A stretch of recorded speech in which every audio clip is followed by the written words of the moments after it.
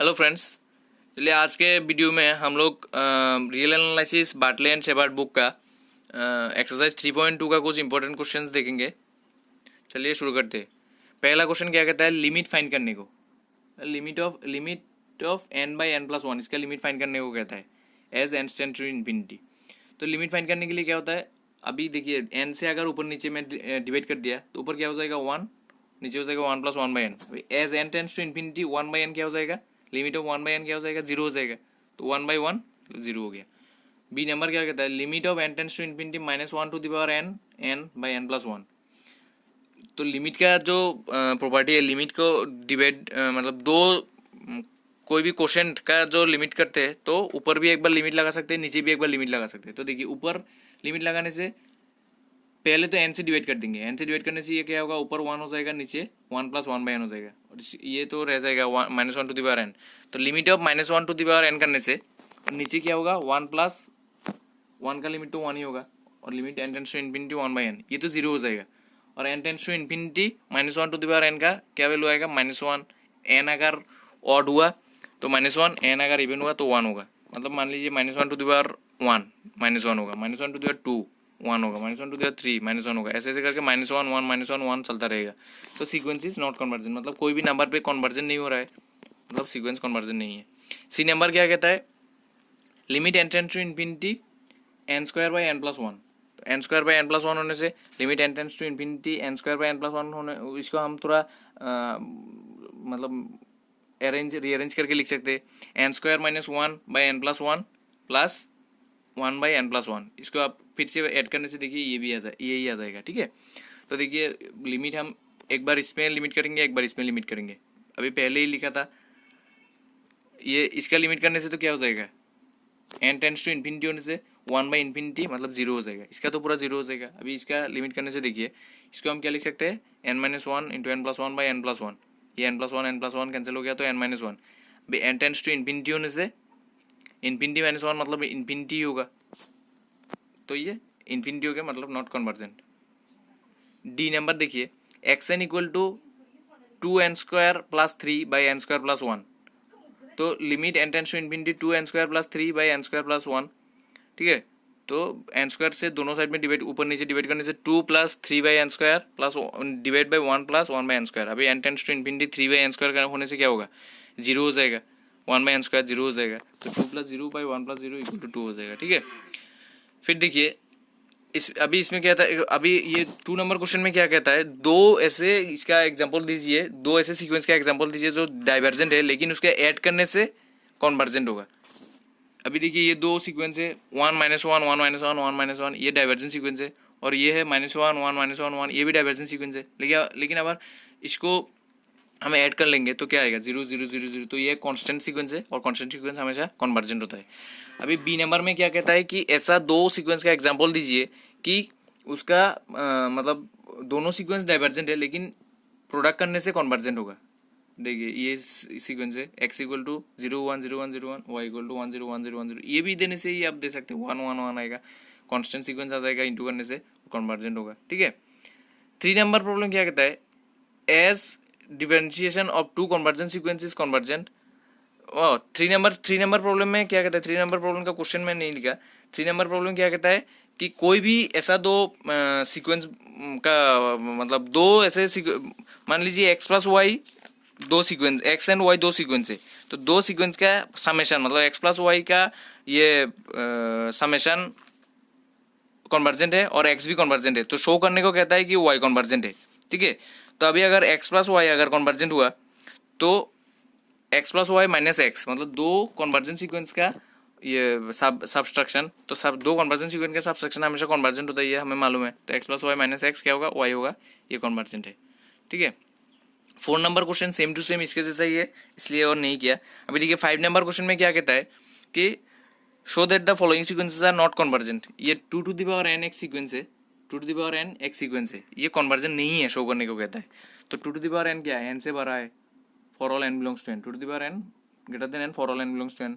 Since n is unbounded, n मतलब n natural number, natural number unbounded है, इसलिए और ये अनबाउंडेड एन ही अगर अनबाउंडेड है तो उससे बड़ा वाला सेट तो अनबाउंडेड ही होगा, मतलब 2 to the power n is unbounded, तो अनबाउंडेड होने से कभी कन्वर्जन हो ही नहीं सकता, क्योंकि हमने थोड़ी देर पहले पिछले वीडियो में एक थ्योरम प्रूव किया था कि सारे कन्वर्जन सीक्वेंस हमेशा बाउंडेड होता है, ठीक है। अगर ये अनबाउंडेड है तो ये कन्वर्जन नहीं होगा।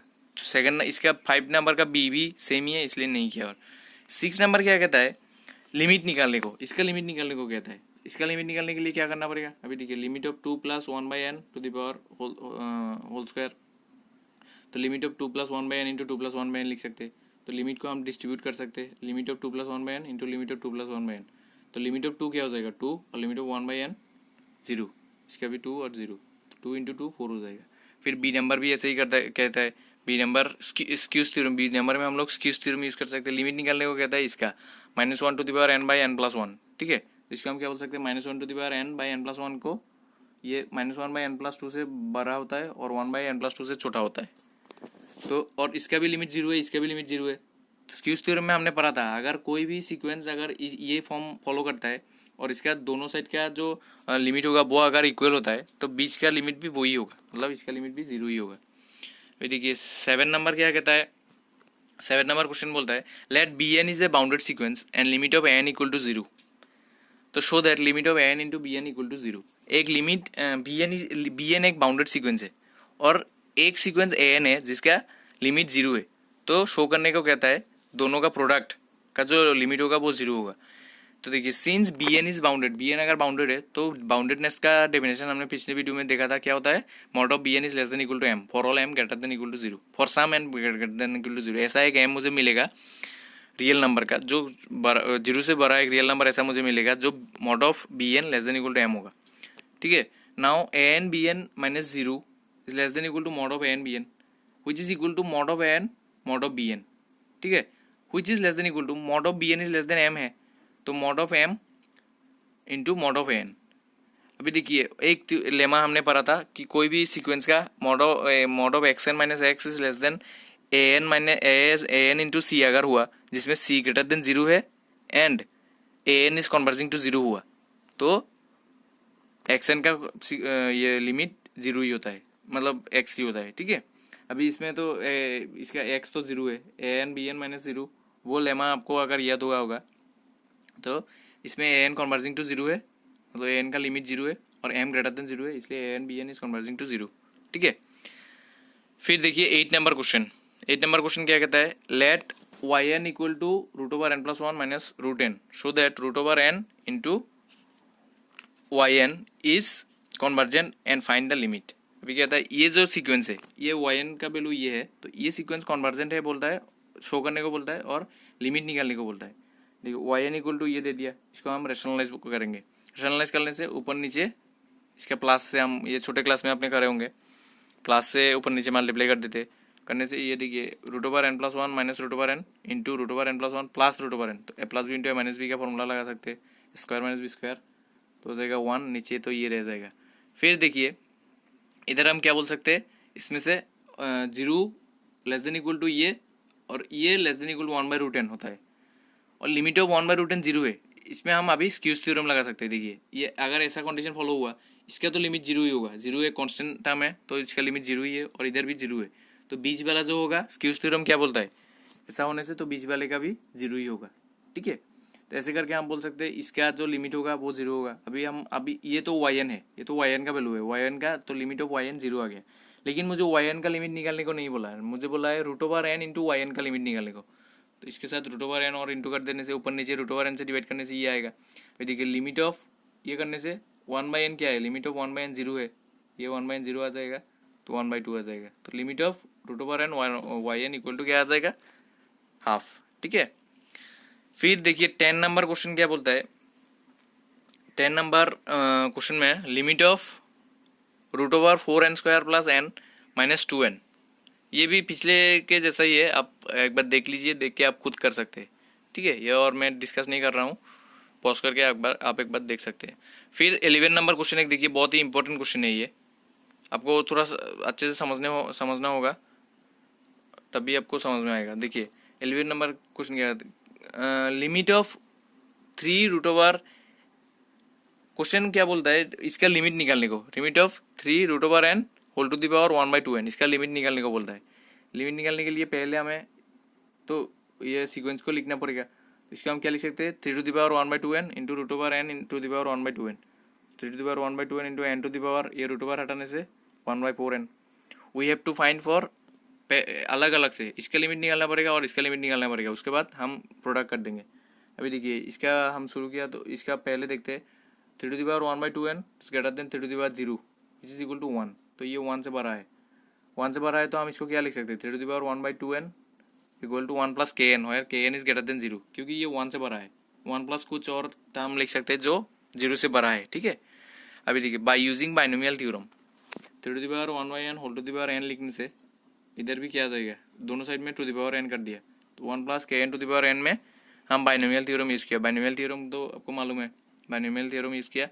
उसके बाद इधर हम क्या लिख सकते हैं, ये n कैंसिल हो जाएगा, 3 to the power 1/2 is greater than, ये वाला टर्म ले लिया। देखिए 3 to the power 1/n whole to the power n is equal to, ये पूरा टर्म है, लेकिन मैं अगर सिर्फ ये वाला टर्म लिया तो बाकी टर्म तो सारा पॉजिटिव टर्म्स है, उसको हम छोड़ दिया, तो ये वाला टर्म क्या होगा, ये सिर्फ एक टर्म से तो बड़ा ही होगा, क्योंकि ये वाला टर्म बहुत सारे टर्म मिला के बना है, ठीक है। तो ये वाला इनइक्वलिटी आ गया। इसके बाद इधर से हम क्या लिख सकते हैं, kn square is less than 3 to the power half by n into n minus 1 which is less than 3 to the power half by n into n minus 1 whole square which implies kn is less than ये। तो हम इसमें अभी हम स्क्यूज theorem use कर सकते हैं, 0 is less than 3 to the power 1/2n which is equal to 1 plus kn is less than 1 plus 3 to the power 1/4 by n minus 1, ठीक है। तो ये भी कन्वर्जिंग टू 0 है और इसका तो 0 ही है, तो लिमिट ऑफ ये क्या होगा, 0 होगा बाय स्क्यूज थ्योरम, ठीक है। और बाकी जो ये वाला है इसका भी आप सेम तरीके से कर सकते हैं, 0 ही आएगा, दोनों मिला के मतलब पूरे टर्म का जो ये होगा वो 0 ही होगा, पूरा जो सीक्वेंस है उसका जो लिमिट होगा वो 0 ही होगा, ठीक है। भाई ठीक है, 12 नंबर प्रॉब्लम क्या कहता है, 12 नंबर प्रॉब्लम में if 0 is less than a less than b find the limit of, ये वाला जो सीक्वेंस एक दिया हुआ है इसका लिमिट निकालने को कहता है। तो ये जो लिमिट दिया हुआ है इसको हम थोड़ा रीअरेंज करके लिख सकते हैं। देखिए डिवाइड बाय अगर b to the power n कर दिया तो a to the power n plus 1 by b to the power n, b to the power n, ये b to the power n करने के बाद a into a by b to the power n plus b, ये तो b to the power n by b to the power n plus 1 by b to the power n करने से b ही आएगा, सिर्फ ये आएगा। फिर देखिए ये अब मुझे दिया हुआ है 0 less than a less than B, तो a बाई बी क्या होगा, लेस देन 0 होगा, सॉरी लेस देन 1 होगा। We know that for any c such that, अगर ऐसा हुआ, मुझे मालूम है कि ऐसा हुआ तो limit of c to the power n equal to 0 होता है। तो अभी देखिए a बाई बी क्या होगा मेरा, लेस देन 1 होगा, ये कंडीशन फॉलो किया तो limit of a by b to the power n क्या होगा, 0 होगा। तो इसमें देखिए इसका लिमिट निकालने से हमें क्या मालूम है, क्या मालूम होगा, इसका लिमिट क्या होगा, a इंटू 0 होगा, 0 होगा, क्योंकि इसका लिमिट तो 0 है, तो a इंटू 0 0 होगा। इसका लिमिट करने से a into 0 plus b by 0 plus 1 ये होगा इक्वल टू b हो गया, ठीक है। आज के लिए लास्ट क्वेश्चन यही है, 13 नंबर क्वेश्चन देखते हैं, बहुत ही इंपॉर्टेंट क्वेश्चन है। If a is greater than a b is greater than 0 show limit of root over n plus b into n plus 1 minus n equal to ये, इसका limit ये है, इसको शो करने को कहता है अगर a b ग्रेटर देन 0 हुआ।